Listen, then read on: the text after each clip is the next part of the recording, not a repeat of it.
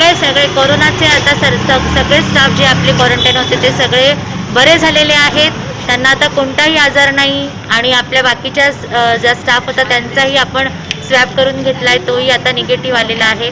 त्याच्यामुळे नागरिकांनी अगदी बिनधास्तपणे हॉस्पिटलला यावे, हॉस्पिटलच्या सोयीसुविधांचा लाभ घ्यावा. त्यांची सेवा करण्यासाठी आम्ही उत्सुक आहोत. ज्यावेळेस आमचा पॉझिटिव्ह रिपोर्ट आला त्यावेळेस मनातून थोडंसं म्हणजे थोडं म्हटल्यापेक्षा भरपूर प्रमाणात भीती झाली की आता कसं होणार.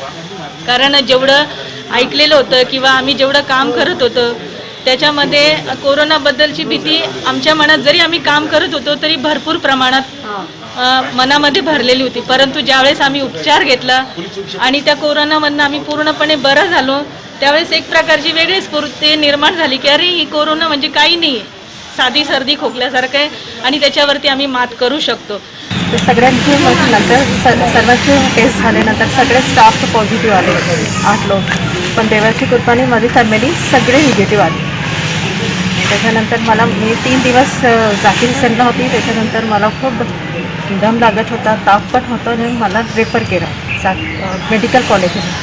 तिथे मी अजून 12 दिवस होते मेडिकल कॉलेजला आणि तिथून म्हणजे देवाची कृपाने मी परत आली.